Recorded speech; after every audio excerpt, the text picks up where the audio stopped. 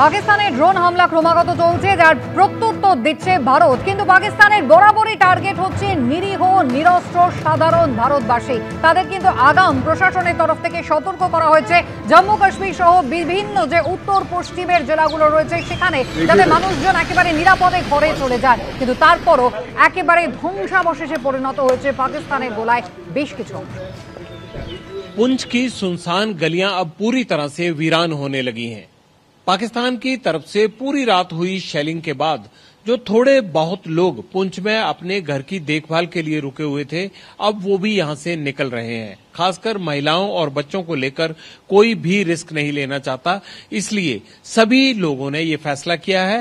और ये कहा भी जा रहा है प्रशासन की तरफ से कि अगर बहुत जरूरी नहीं हो तो अपने घरों में रुकने की बजाय सुरक्षित जगहों पर चले जाएं। हम जा रहे हैं जम्मू। बहुत आ रही है, रात को बहुत बच्चे डर गए, सोना नहीं हो रहा है, तो इसलिए हम जम्मू जा रहे हैं। बच्चे बोलते हैं हमें पापा जम्मू ले जाओ, सेफ जगह में ले जाओ। किसी की गाड़ी किराए पे लेंगे, लेके भागेंगे, क्या करेंगे इधर। सिटी में पहली बार इतना फायरिंग हुआ है और पहली बार हो रही है तो पुंछ के अंदर।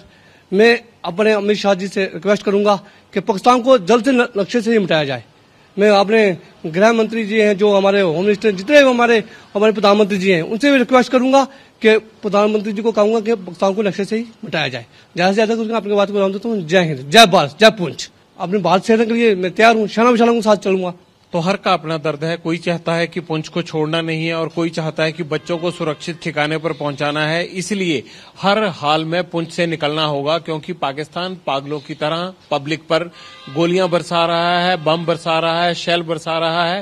और ये दिन में रात में किसी भी वक्त इन घरों पर आकर गिरते हैं और लगातार लोग जान भी गंवा रहे हैं, घायल भी हो रहे हैं, प्रॉपर्टी को भी नुकसान हो रहा है। लेकिन सबसे इम्पोर्टेंट आज की डेट में पुंछ में एक ही बात है कि पहले अपने परिवार को सुरक्षित करें, फिर इस पाकिस्तान का हिसाब करें। যেমনটা জানা যাচ্ছে যে উড়িতেই পাক গোলাবর্ষণ ক্রমাগত চলছে, যেমনটা আমাদের প্রতিনিধিরাও বলছেন, এবং তাতে এক নিরীহ ভারতীয় মহিলার মৃত্যু হয়েছে।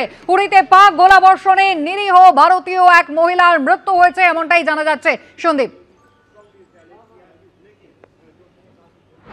যে অংশে উড়ির যে অংশ সব থেকে বেশি ক্ষতিগ্রস্ত হয়েছে, তোমার মনে থাকবে যে আমরা উড়িতে গিয়ে উড়িতে কিভাবে গ্রামে গ্রামে বাংকার তৈরি করা হয়েছিল আজ থেকে 2 বছর আগে। 2 বছর আগে প্রত্যেক গ্রাম পিছু গড়ে 2 থেকে 3টে একেবারে কংক্রিটের বাংকার বানানো হয়েছিল, যে বাংকারগুলিতে সাধারণ মানুষকে এই আপৎকালীন পরিস্থিতিতে রাখার কথা ভাবা হয়েছিল। সেই সমস্ত বাংকার স্থানীয় মানুষজন প্রায় 7-10 দিন আগে পরিষ্কার পরিচ্ছন্ন করে রেখেছিলেন যাতে আপৎকালীন পরিস্থিতিতে আশ্রয় নেওয়া যায়। কিন্তু গ্রামের যে বাড়িঘরগুলি রয়েছে, স্বাভাবিকভাবেই মানুষের একটা প্রবণতা থাকে যে যতই বিপদ আসুক যে তারা বাড়ি ছেড়ে যাবেন না। সেই কারণেই কিন্তু এই প্রাণহানি। তার কারণ প্রশাসনের থেকে তাদেরকে নামিয়ে আনা হয়েছে নিরাপদ জায়গায়। কোনো কোনো ক্ষেত্রে যেখানে বাংকারের সুবিধা অ্যাভেলেবেল রয়েছে সেখানে বাংকারে রাখা হয়েছিল মানুষজনকে, কিন্তু তারপরেও প্রাণহানি। তার অর্থ একটাই, বেশ কিছু মানুষ তারা বাড়ি ছেড়ে যেতে চাননি, ফলে সেখানেই কিন্তু ক্ষয়ক্ষতির পরিমাণটা আমাদের চোখে পড়ছে।